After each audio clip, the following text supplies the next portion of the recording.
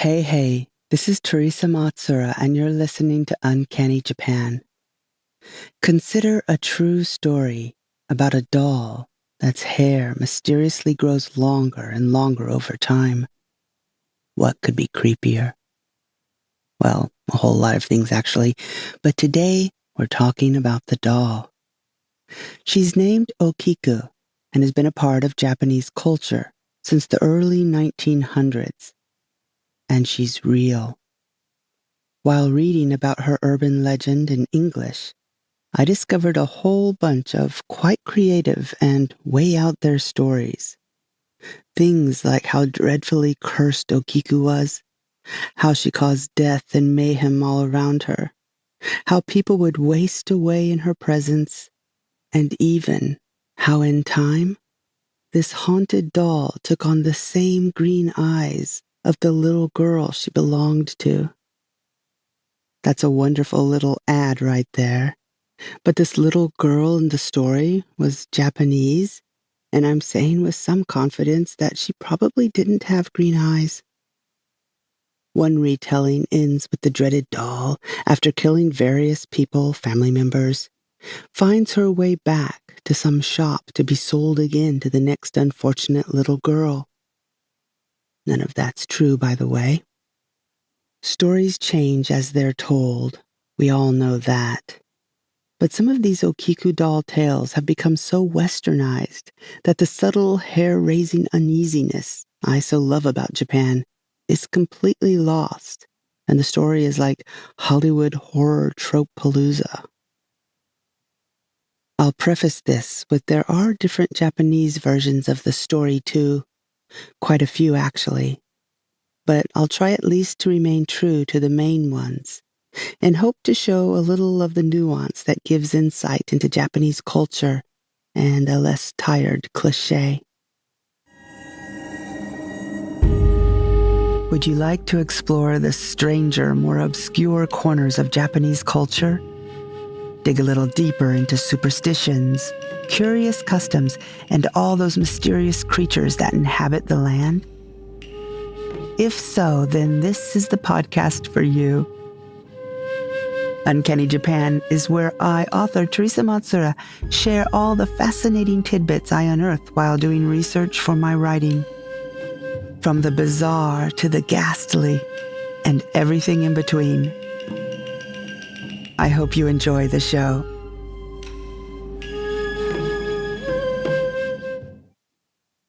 So the story starts on August 15th, 1918.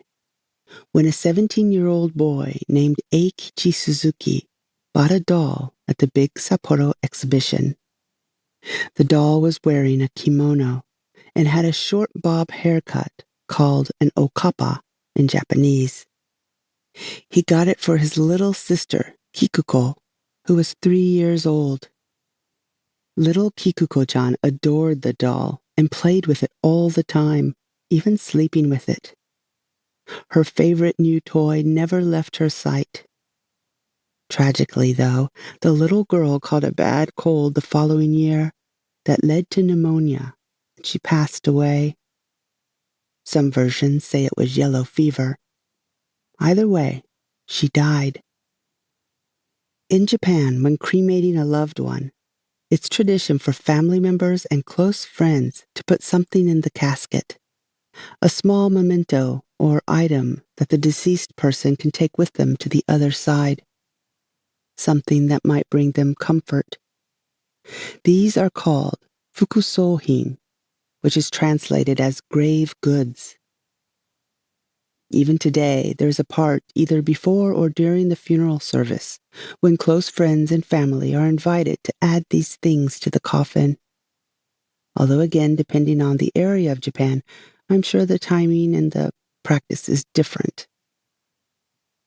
Here in my town, when Oji-chan passed away, we did it right after all the prayers and the words from loved ones.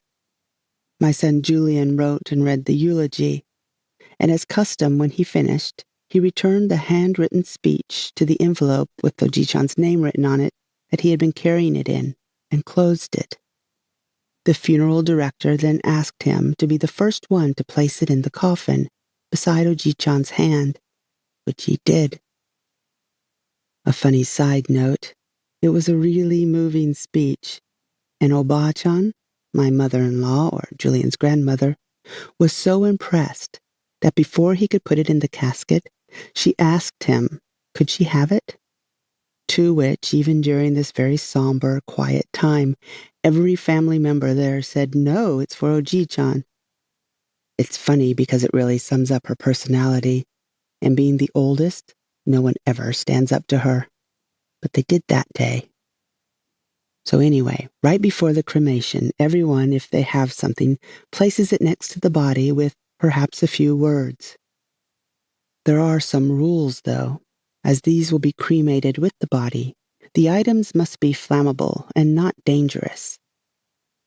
Common items are photos, letters you've written to the deceased, any kinds of sweets or snacks the person was especially fond of, or if they had some kind of hobby or something they really enjoyed, maybe an item relating to that.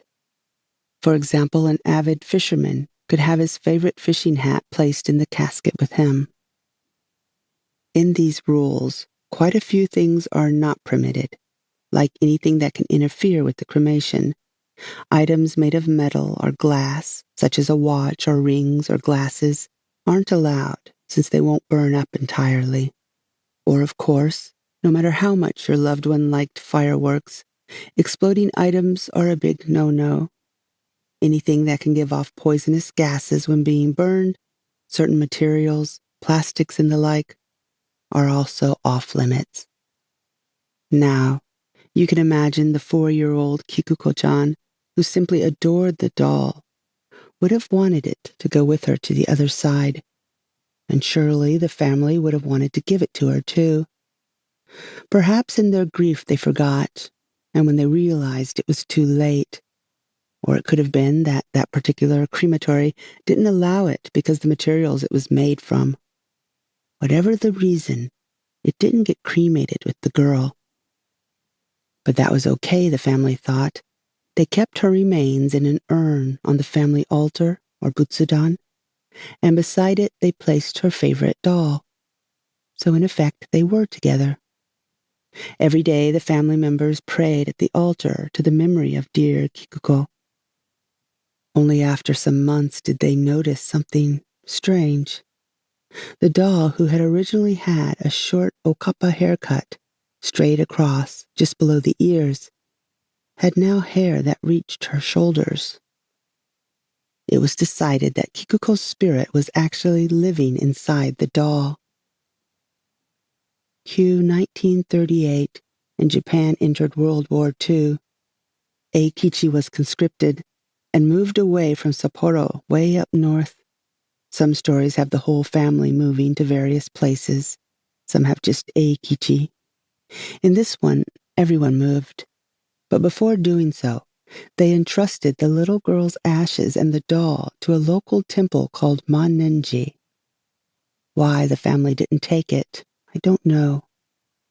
This little bit of missing information adds to the creep factor. In any normal circumstances, the family would of course take her and her doll with them. Maybe something was going on. Maybe they did want to be rid of it. Or maybe not, because 7 years later, they returned to visit the shrine and pay their respects. The monks had been taking good care of the doll that held Kikuko's spirit and was going by the name Okiku. But surprisingly, the hair had grown even longer. It was now down to her waist. A ceremony was enacted to lightly trim the hair, but then it grew back. That's when the family asked the temple to keep it indefinitely and pray over it for years and years to come, making sure the spirit stayed quiet and appeased, which they agreed to do, and they did, even to this day. So that's more or less the original story as I found it. But how did this private little family phenomena take Japan by storm? Because it did in the 1960s. Everyone knew about the Okiku doll. Well, let me tell you. On August 6th, 1962, in a woman's magazine, there was an article by a man named Koike Takehiko. He was a Kaidan Kenkyusha, or ghost story researcher, or paranormal researcher. But his version was a little different than the original story. He wrote that the doll was taken in by Manninji in 1958, not 1938. He also said the little girl who died was named Kyoko, not Kikuko. And it wasn't the big brother who bought the doll, but her father, and his name was Tsukishichi. And the father, who went away, never came back to visit the doll, because he died before he could. It was the monks at the temple who noticed the growing hair. So let's back up.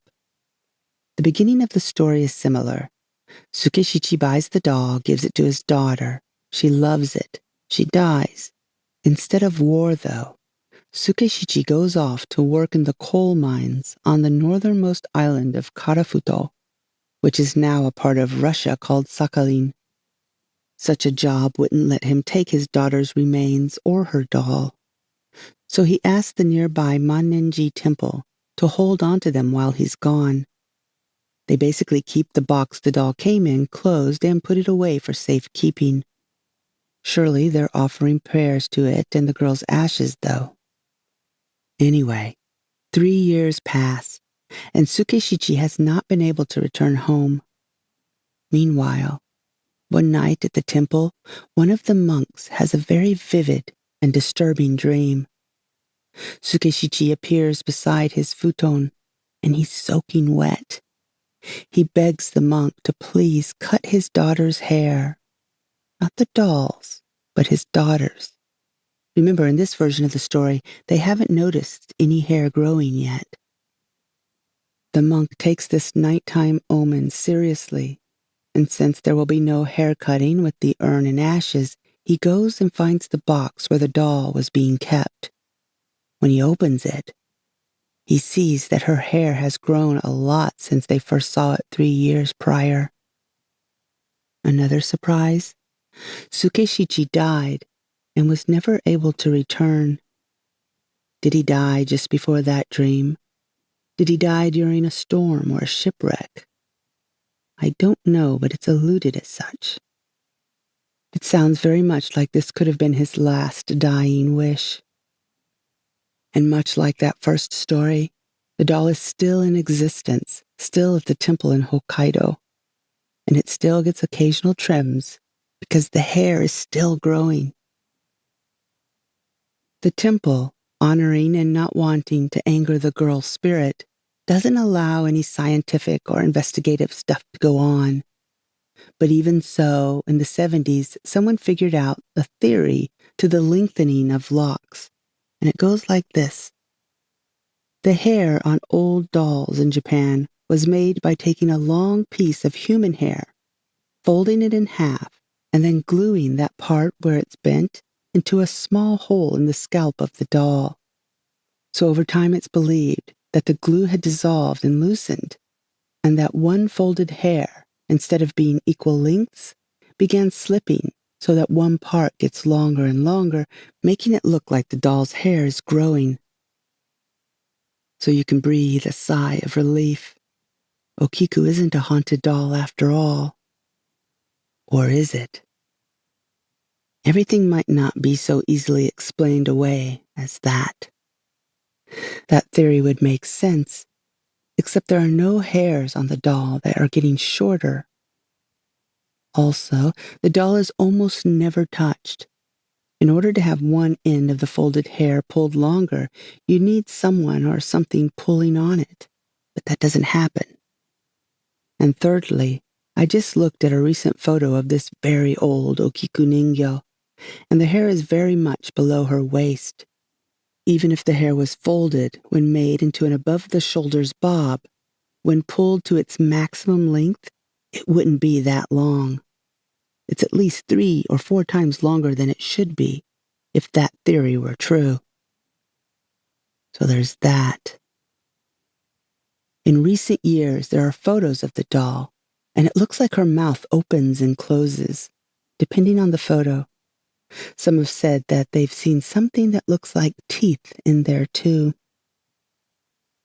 But the real surprise ending to the story is that while you're listening to this, assuming you're listening sometime around September 30th, when the episode first came out, I am at that temple this very minute, paying my own respects to the possibly misunderstood, possibly soul-harboring, hair-growing, mouth-opening and closing doll right now.